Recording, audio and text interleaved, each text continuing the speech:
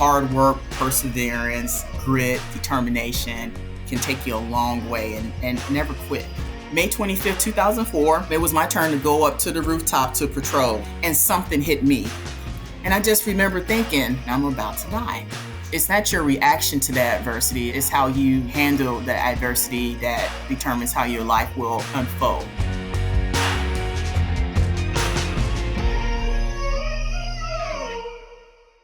Facing adversity and finding purpose are central to today's guest, Danielle Green. Growing up in Chicago, Danielle's determination shone early, earning her a basketball scholarship to the University of Notre Dame, where she became a top scorer.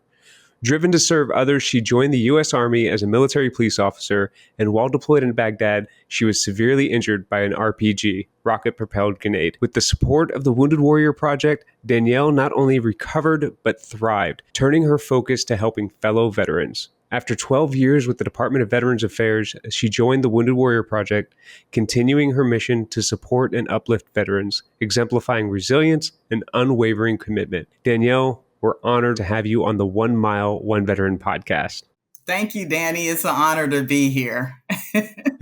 It really, really is. I'm so thrilled to have you. And as our listeners begin tracking their walk with the Strava app, I want to dive right into the conversation. Your life has truly been dedicated to service, from being a student athlete to a soldier to a counselor helping combat veterans. Where does that desire to serve come from?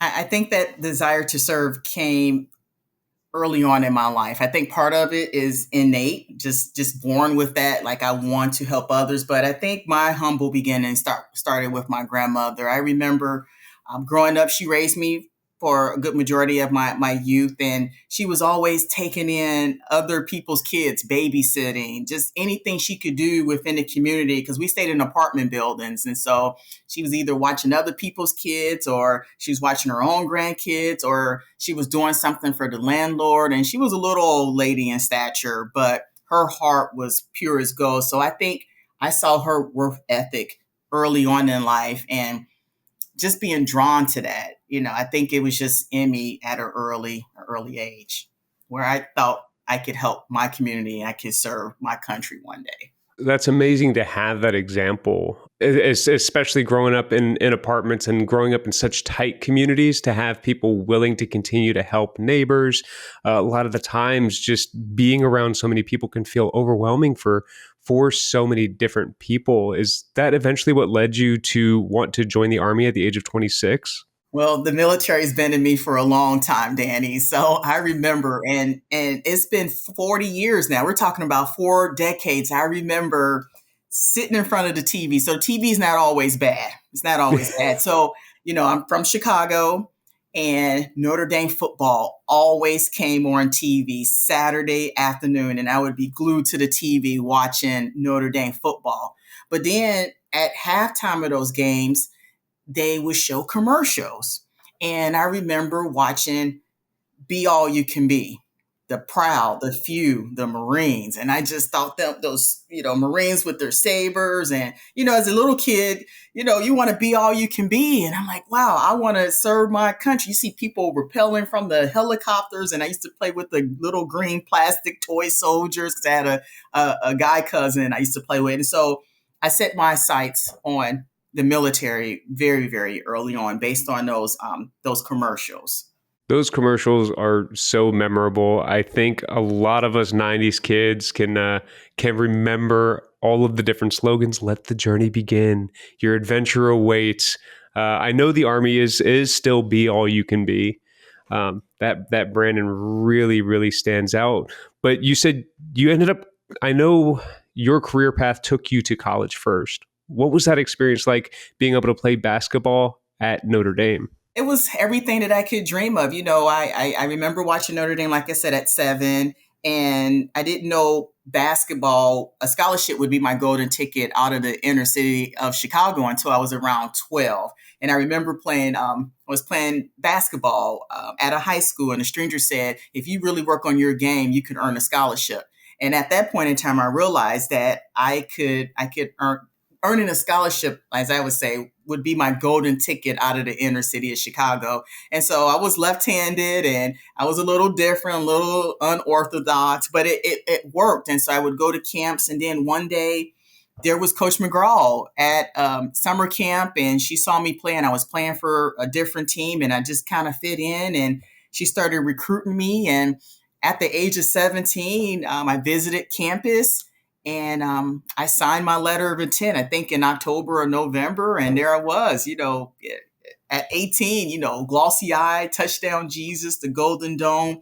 And it was a tough experience at first because I didn't fit in. First of all, I mean, I'm Black, I'm African American, and I'm that Catholic, and I'm that, affluent, I'm that privileged. And so the campus was very overwhelming the first couple of years. But when I looked at my grades at the end of the semester, my grades told a different story. My grades told me that, hey, you belong here. So embrace this. You belong here. It doesn't matter what socioeconomic status you come from. And so once I accepted that, and that was probably my sophomore, junior year, I started to excel on the basketball court and in the classroom, and graduated on time in 1999. I actually earned a fifth year eligibility because I tore my Achilles tendon my sophomore year. But I have to tell this quick story, Danny. Yes, So please, I please. tell people I wasn't very good as a freshman. So in the hood, they would have called me hot garbage. That's what they called me. I was hot garbage.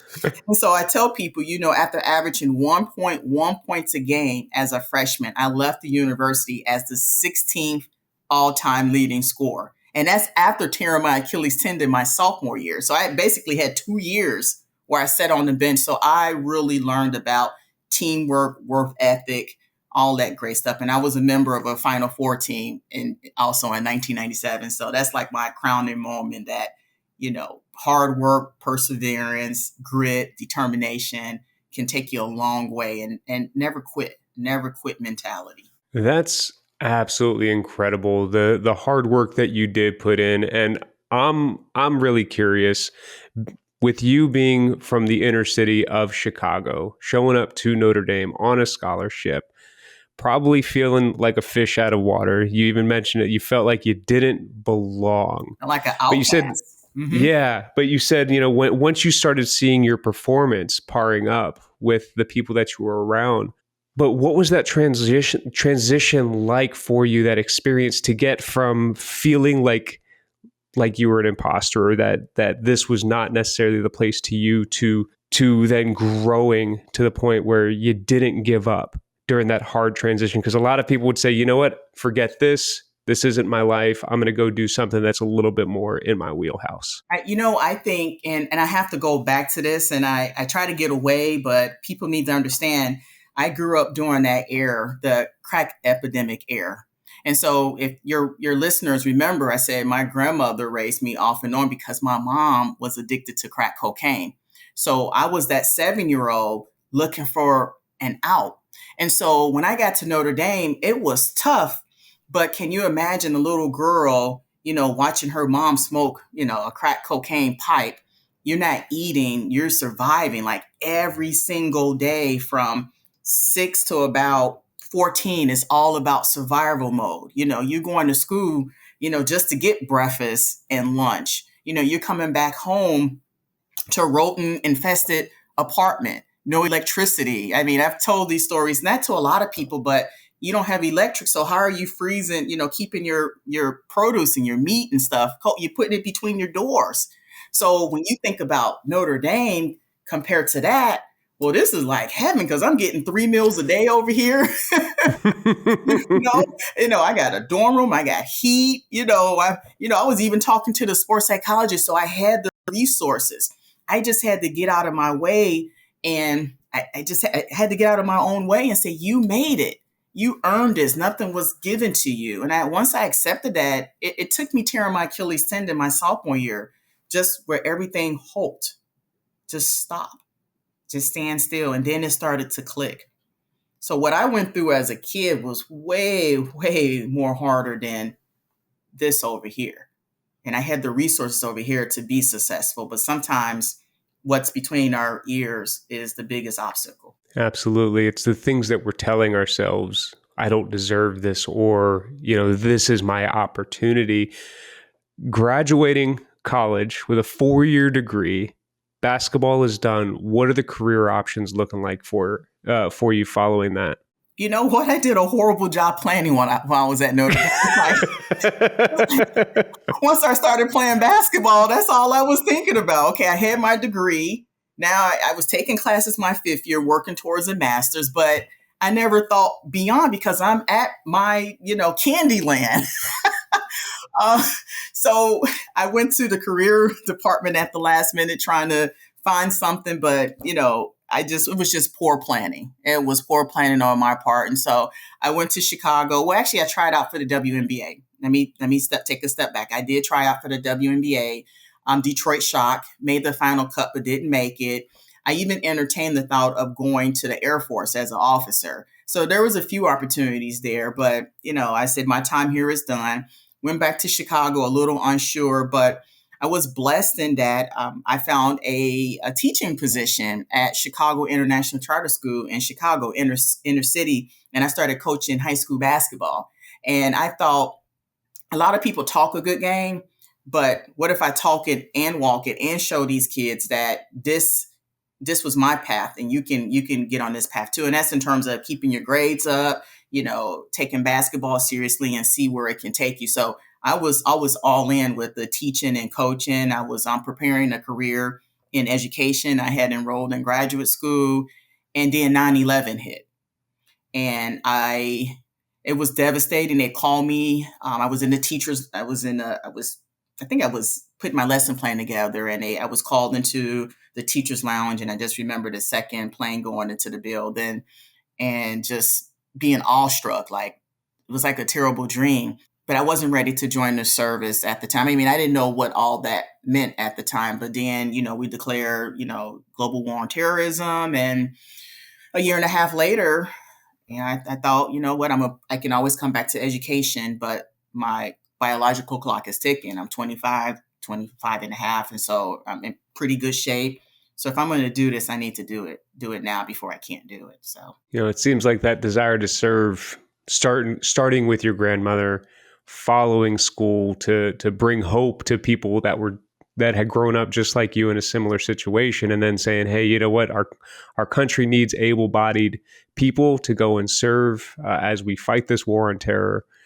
What were some of the things that kind of stood out to you as you transitioned into a military career? So there's some lessons to be learned. So when I transitioned, I'm going to go back, when I went from high school to Notre Dame, there was no clear thought process that you're going from the city to a completely different atmosphere. So I thought through it as a 25-year-old that you're going to be 25, 26, and it's going to be 17, 18-year-olds, 19, 20, 21, 22, 23, 24 that are going to have way more experience than you. So you need to check your ego at the door. And so that was the first thing. Check your ego at the door. Do what you're supposed to do. Because I didn't go in as an officer. So listeners, I didn't go in as an officer. I went in enlisted. So I was an E4. I was high, but you still had sergeants that was 22, 23 years old. So that was the biggest thing. Just yes, sir, no, sir, that type of thing. And just staying in my lane, learning as much as I could. So one day when I was in that position that my troops would follow and lead and trust me as well. So that was the first thing, eating that humble pie. Yeah, that was something that I always noticed about people that were part of a high school or college athletic team, is that they understood how to listen first, and then they would naturally progress within the ranks because you were right. There were 22, 23-year-olds that had more experience, especially in a combat scenario, than you did coming in as an older person. It's not always about age. It's about experiences, right? Experience, knowledge, skills, and abilities. And that's what it was about. So I think that's why my transition, and I was in pretty good physical shape. I was still in, I wouldn't say Notre Dame shape, but I could run a 2-mile. I was like a fitness queen. It's like, oh, I get a 300, I get a day off. Okay, what's the age requirement? What I get? So I was that soldier. Oh my goodness. I can only imagine college athletes are absolutely incredible on par with professionals. So I'm assuming that you could still run laps around most people.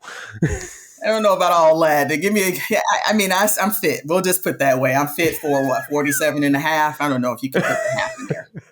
I'm not ashamed of my age, audience. I'm grateful to be here. Every day is a blessing. I got you.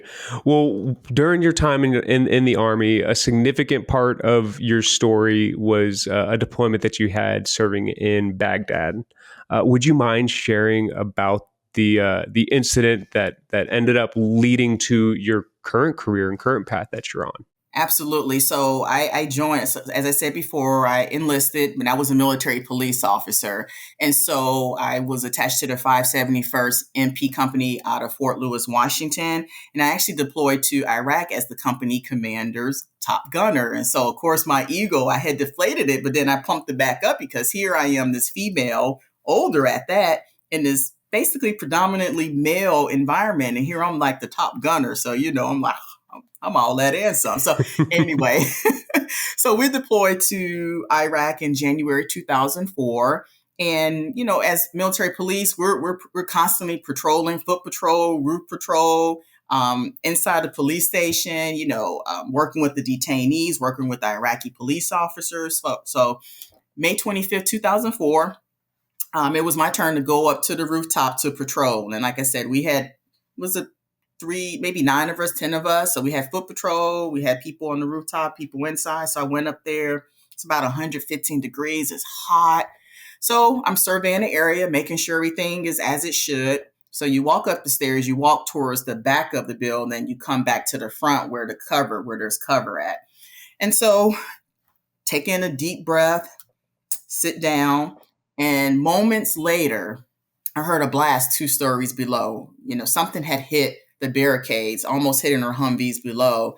And I remember someone yelling up, "Green, did you see where that came from?" And I said, "Yeah, no, Sergeant, I didn't see where that came from." So I grabbed my M4, my weapon, and I was about to get into the kneeling position. And what I remember doing, I was about to turn the lever from safety to fire, not knowing where I was going to fire, and something hit me. Now, at the time, I didn't know it was a rocket-propelled grenade blast, but that's what was. And so it knocked me to the side on my right side. And I just remember I was in shock because I was like, man, it was like a scene from a movie, but it was real, but it seemed surreal, like it wasn't happening. And I remember ringing in my ears. I remember there was dust everywhere and my body just feeling very, very limp. Like my head was here, my neck and my Kevlar, but my body wasn't there. And I just remember thinking, wow, I just been hit and I'm about to die. And I became so angry at the fact that I was going to die because just moments ago, I was in shape, I was trained, I'm strong, and here I am. That's it. And I lay there. And at some point, I realized, you know what? I might actually survive whatever happened. And so I remember looking up into the sky and I said, God, I don't know what I've done in this lifetime. And I pray because my grandmother was also a woman of faith. And so she instilled that in her daughters and her grandkids. And so I always knew, hey, when I'm in trouble, I need to send some prayers up. So I said, God, I don't know what I've done in this lifetime, but whatever I did, I want to live. I want to not only live, but I want to be able to tell my story, and I want a child. And I felt a burst of energy hit my body where I actually thought I could get up and run, but I couldn't. And so at this point in time, my body was in shock. So I couldn't feel anything. But now the shock wore off and I started to feel all this pain. And I almost in my mind wish I was dead because the pain was so excruciating. And when I looked up, I could see my entire left side of my body was covered with blood, but I could still move my leg, but I didn't know about my arm. And so my team members came up and a few of them went into shock because I could see the fear on their eyes. And I didn't know why they looked the way they looked, but they came, performed first aid, and they medevac me to the green zone where the hospital was located. And I remember them cutting the uniform off. And when I woke up several hours later, Master Sergeant Harrelson he was my battle buddy. She was sitting next to me and she waved over the chain of command, just like that. And just imagine, you're used to seeing men in uniform, strong, and they were crying. And I couldn't understand, like, why are you all crying? I'm alive. I'm here. And something told me to look down because I'm laying in bed. And when I looked down, that's the first time I noticed that one of my arms was shorter. So that rocket grenade blast actually, it took that arm straight off. So just imagine that's the arm and it just took it right off. And then I cried. And I cried because I knew that was the end of my military career. Or, I thought about being an FBI agent or a DEA agent. I'd always consider myself a winner. And it's like, how can I be winning when I'm in bed weak? I'm weak now. And I cried and I cried, but then I remember that first prayer had been answered. I was alive. And so that was something to be celebrated. And so I wiped my tears up, and Master Sergeant Harrelson said, hey, against the company commander's orders, your platoon sergeant and your platoon leader went back up to the rooftop under heavy fire and dug through several inches of sand, and they retrieved your arm. And she said they retrieved your wedding rings. And the significance of the wedding rings is that I had just gotten married several weeks prior to. I got married April 7th, 2004, and I was hurt May 25th, 2004. And so then she said, where do you want me to put them?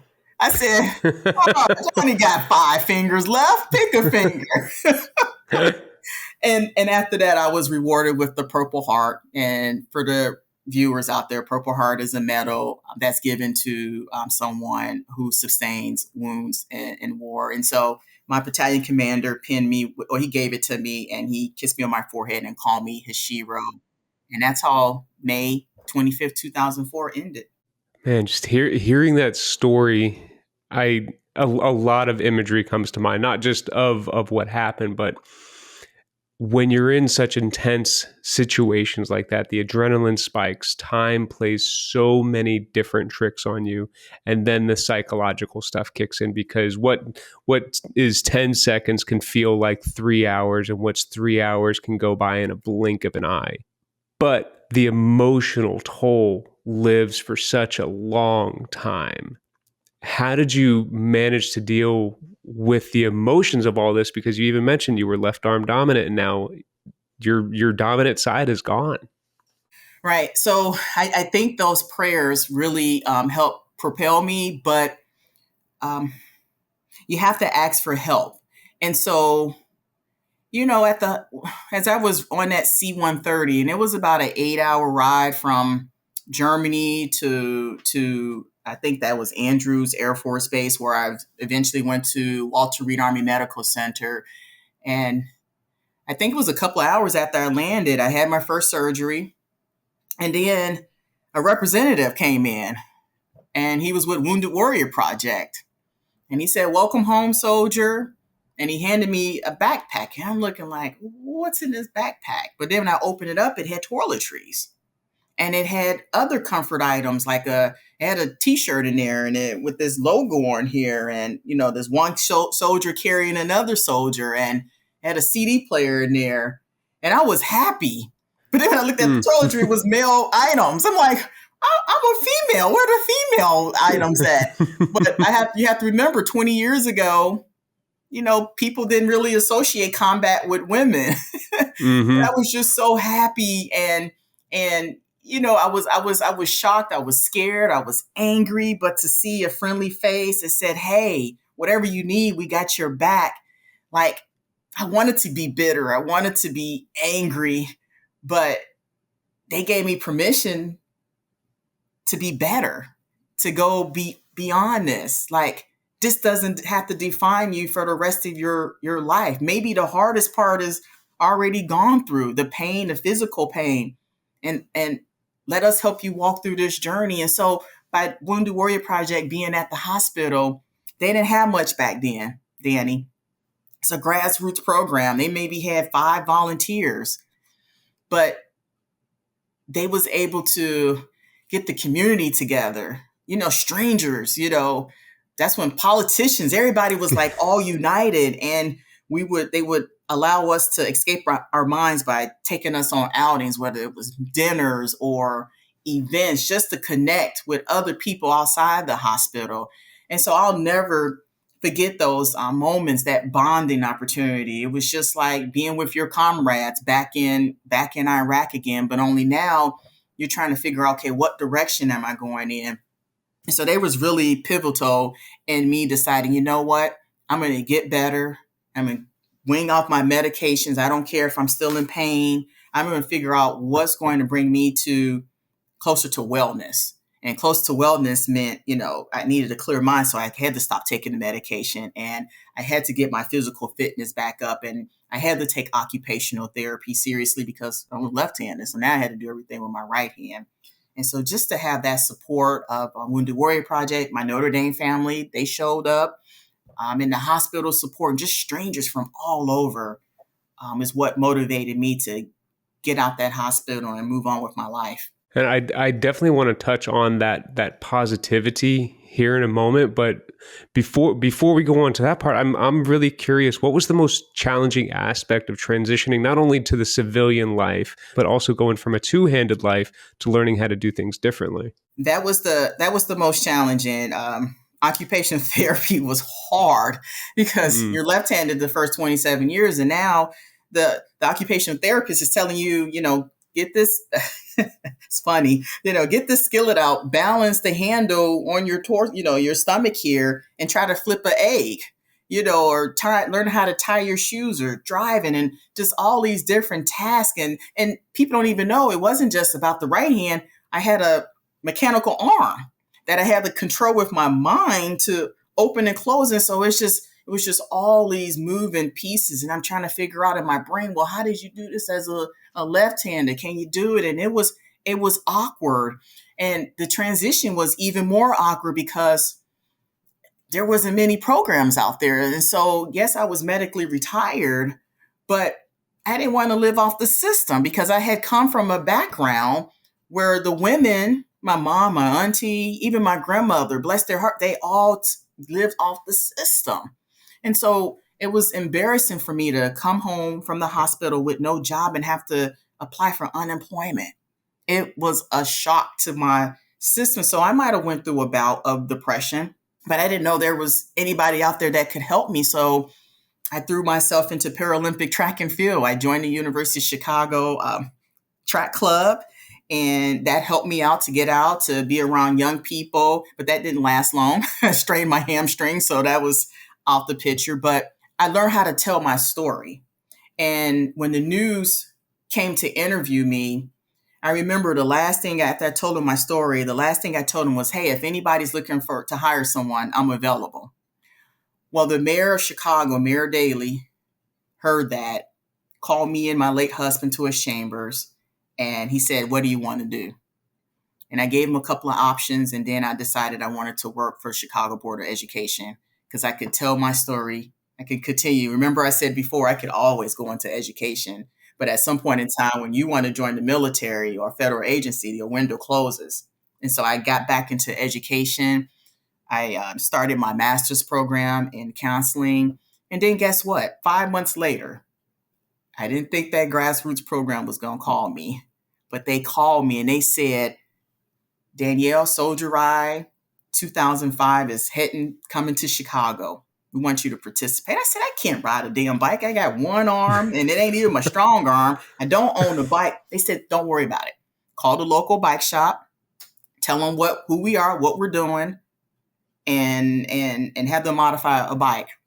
And so Wounded Warrior Project did that for me. And my first bike ride out, 50 miles.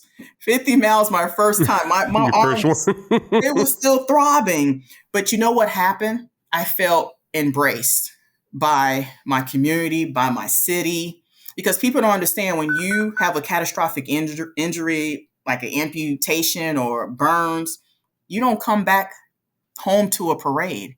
You're heading off to the next surgery. And so when I rode through the streets of Chicago and I saw the American flags and I saw the first responders escorting us and people chanting USA, USA, that's the first time I started to feel proud about my service, and the shame started to kind of dissipate a little bit. And that's when my life really just springboard. I started to excel in school. I finished my master's degree in counseling. People started to ask me to. They wanted to hear more about my story. The hardship. How I'm able to have a positive attitude, a positive mindset. And the more I told my story, I said, you know what? I need to be serving my own community. And my community at that point in time, 2010, became veterans. I applied for a position with the Department of Veterans Affairs. Had never been a therapist, never. I had the master's degree. I didn't even have the clinical license. But somebody believed in me enough where they gave me an opportunity. And sometimes you just need people to believe in you, give you an opportunity, and everything else is history. And so I became a therapist I started off in the Orland Park Vet Center and then eventually moved off to South Bend, Indiana, and became a therapist. And my first clientele was Vietnam veterans. That's who I worked with. And they looked at me weary eyed because they're like, wait a minute, you're a woman. Because they didn't serve with women. And I said, you know what? I don't know what the jungle is like, but I know what the desert is like. We're all in this together. Give me an opportunity. And that's where I started to hone my skills as a therapist and really just immerse myself in my community, which is veterans. That's absolutely incredible, Danielle. I want to move back because that positive mindset you mentioned, a lot of people have a hard time developing that positive mindset, especially coming from a background like yours, where the family growing up wasn't necessarily the most cohesive, where food insecurity was a real thing, where threat of, am I going to make it through the end of the day? Am I going to make it through the night? Those are real things. And then you go on and you fight in a war and you get blown up and you come home and everything you thought you built, that you were building towards, is not that way. How do you continue to move forward when you're hit with a setback? And then you're just like, now I'm on the right road and I'm hit with another setback. And you even mentioned my late husband. I did. Willie Bird, so we were together almost a decade, from 25. I was 25 to 34. And here I am, like I'm surfing, this wave. I'm a professional, I'm doing my thing. I'm making a difference. And February 2011, I was in graduate school studying something again, because a big part of my rehabilitation was school. I said, I have to exercise my mind, because if I exercise my mind, that's going to keep me sharp. It's going to keep me away from this self-pity, this victim stuff. I can learn more. And so that was a big part of my rehabilitation. So anyway, I woke up one night in the middle of the night and he was up, he was watching TV. And I started reading, studying. I got tired, went back to bed. And I know this can't be true, but it sounded like I could hear him breathing on the other side of the wall. And something said, get back up and check up on him. And when I did, he was sweating. His skin had turned gray. And I said, are you okay, Bird? He said, Smooth, I'm okay. I'm okay. So I got on my phone. I said, I think you're having a cardiac arrest. I said, I'm going to call 911. No, don't call. I said, I'm going to call. And so I called them and the EMT folks came, and he had actually died on the couch, but they brought him back. And then it was like they wheeled him off into the ambulance. And I think one of my neighbors drove me. We went to the hospital, which was maybe 5 minutes down the road. And they kept working on him, pumping him with medication, pumping him. And this is at 3 a.m. And by 10:32 a.m. that morning, they had, it was a cold red. And I was with, I think my dad at the time, or a friend, I can't remember now. And they had pronounced him dead. And once again, it was like, damn, I can't get a break, like, man, I'm winning. And, he was the only man I had ever been with up to that point, like the only man. So he's the only one that knew me, like before Iraq, during Iraq, helped me go through that struggle that I was going through, trying to figure out who I was as a person, saw me grow into a professional. Like I had even bought my first building. Like I was getting into real estate, and now it's just gone. And so, I struggle, and it's still emotional for me because I love my husband. I loved him to death, and it still hurts. But, once again, my job saved me because I still had to serve my veterans. And so I never missed a day at work. I took my week off. I took care of his arrangements, and I was right back with my veterans. And peer support is so important. And that's one of the programs that Wounded Warrior Project is good for. They have a great peer support, and they didn't have it back then. But my Vietnam veterans, at that point, it wasn't about them. It was about how can we help our therapist, Danielle, out? How can we be the ones at the bottom and carry her? And that's what they did. And they helped me out for several months, a year or two, until I got it together. And then Wounded Warrior Project caught wind of it and said, "Hey, we want to do something for you. Do you want to go fishing?" I'm like, "Fishing? I have one damn arm. I don't want to go fishing." But they said, "No, no, no. This is different. We're gonna fly you up to Kodiak, Alaska, with 20 other veterans, and you're gonna fish the whole week." And they wasn't kidding. We fished the entire week, 8 hours a day, but it was so beautiful up there. It was so peaceful just to connect. And I was still grieving, but it took my mind off of what had just happened. And so once again, it's like no matter where I was in my life, there was Wounded Warrior Project. They're like, "Hey, we got you." They call every year during my birthday. I had my Vietnam veterans. And then at some point, Danny, it was time to leave Chicago, because my husband died in the house. But I was told not to make any decisions within the first year. So I waited almost 2 years later. And that's why I left Chicago in 2013 and I moved to South Bend, Indiana, because I had a different level of support there. Notre Dame was there. And I took on a new role at the vet center as a supervisor and as a therapist. And so I started to heal slowly there. That's such a moving story, and I'm sorry that you had to face yet another setback in such a traumatic way, losing somebody so close to you that helped you walk through so much. But when I hear your story, Danielle, and this is one of the things that I hope our listeners are really taken away, because I try to tell people, when they call me up in a state of emergency, first thing is don't make any immediate decisions right now. I mean, I still have to remind myself, don't make any immediate decisions just because I'm feeling bad. Like I never want to base my decisions based off of a negative or even overly a positive decision or emotion, right? And then go help another person, get back into service, call somebody else up and see if there's something that you can offer. And it seems like, your job and your education and your community set you up perfectly for that. They did. And you know what? That's what resiliency is all about. We don't exist on an island.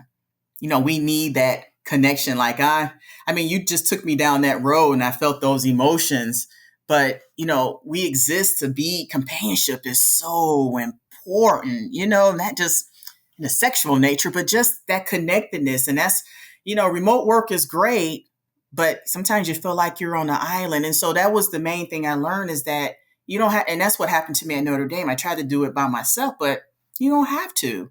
All you do is ask for help and just try to get connected to that one person. Sometimes it just takes one person. And then, as I said before, what's going to bring you closer to wellness?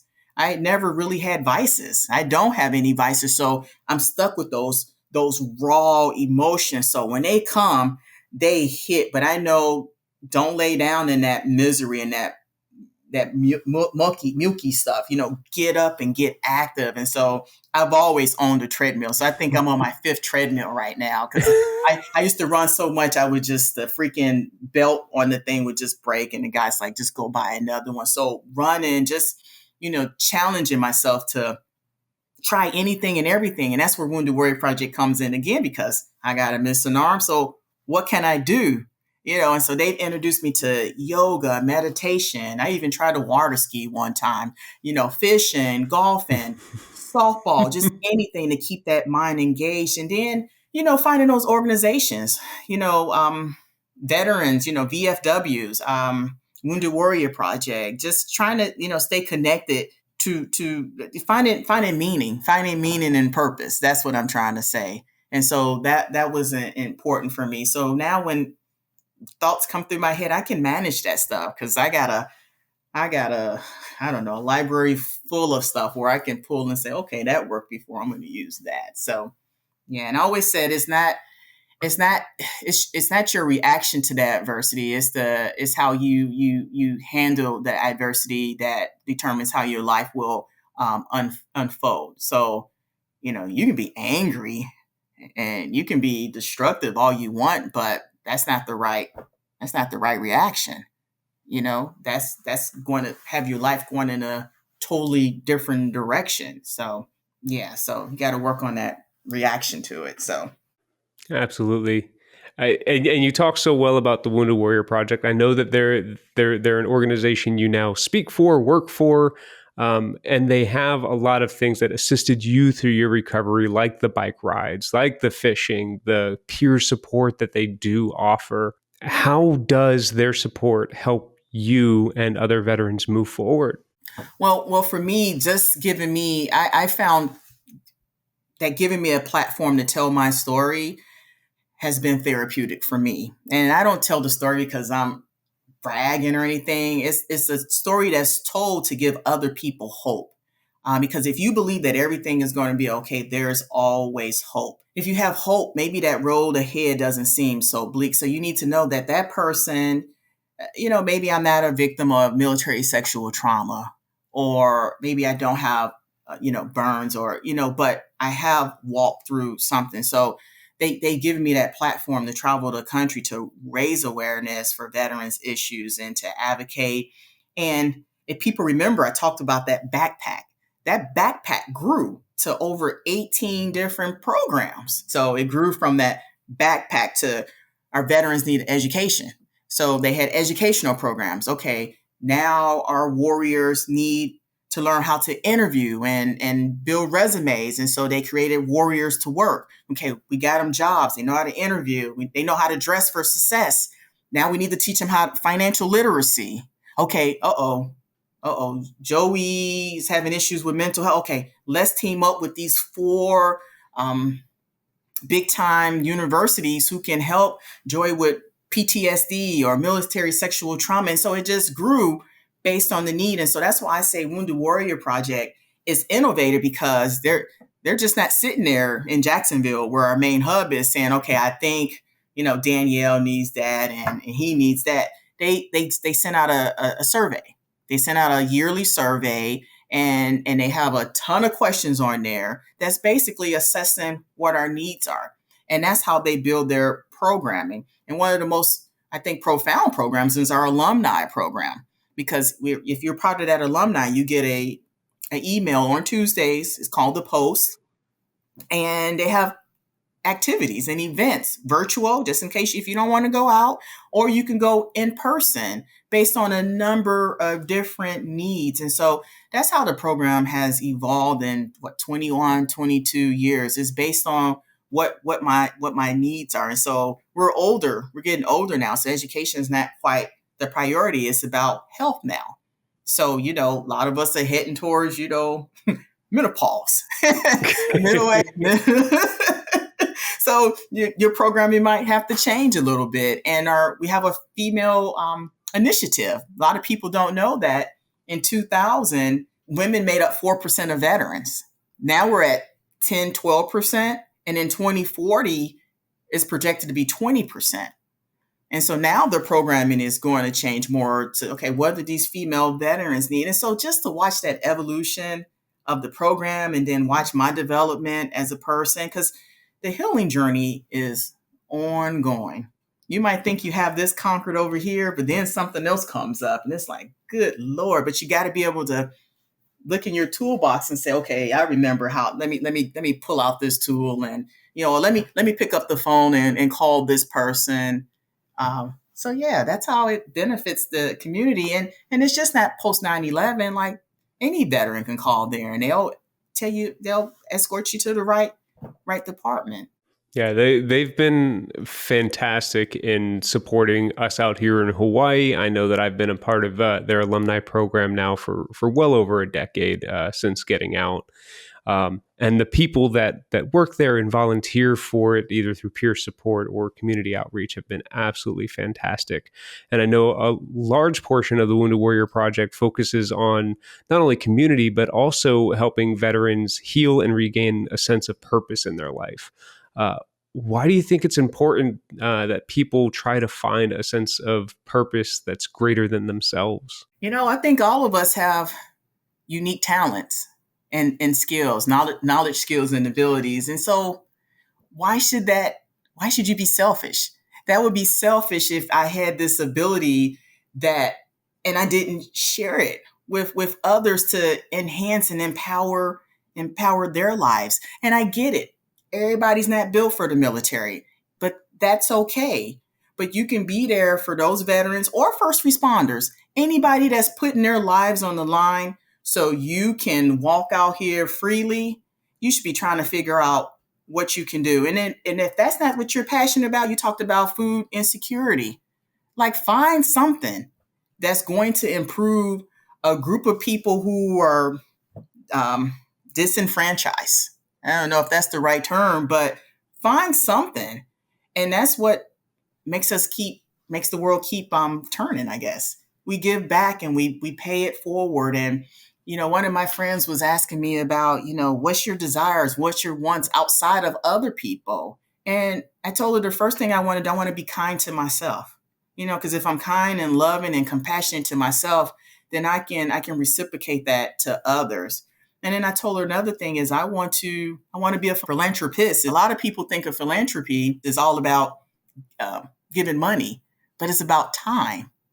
It's about giving back to your community. And so those are some things that I want to do. I want to continue not just veterans, but anything that the community needs me for. And that's just how we pay it forward. And we help the next generation now. And that's how we leave our legacy. And for me, it's all about, purpose and legacy. And once I'm, been promoted, as, as they say in church, um, people can remember, they can remember that story, whatever it may be, and pull those lessons. And so when they're having those days where it's difficult to get out of bed, they can be like, man, that woman lost her left arm, but she never gave up. And my legacy will live on in my son, hopefully. And I will teach him how to, be kind to people less fortunate to him, and put women on that pedestal. Don't keep us down, but empower us. And I think a lot of that stuff just starts at home. Well, I love that your prayers on that Baghdad rooftop were answered. Every last one of them. You survived. You got to tell your story, and you have a beautiful son that's heading into adolescence. And now you're even telling your story by being a speaker with the Wounded Warrior Project, speaking to different audiences from different backgrounds all over the states. What do you hope these audiences remember from your keynote? It's not even about me. It's about service to your country. As I said before, all of us, we're not meant to serve, for whatever reason. But just because you don't hear about wars and conflicts in the news and you hear other stuff, that you can't forget. There's a ton of battles over there, thousands of battles that never, never, ever make the news. And so it's important that we keep our first responders and our military and our veterans at the forefront, not back here. They need to stay in the forefront. And we have to remember, we can never forget how our Vietnam veterans were treated when they came home. We must never allow that to happen ever again. And that would be the main thing. If you don't see wars and conflicts on the news, know that there's battles going on everywhere. And folks do come back home, scarred and injured. And yes, we do have a Department of Veterans Affairs, which is run by our government, but they can only do so much. And that's why we need organizations like Wounded Warrior Project. And there is thousands of other ones.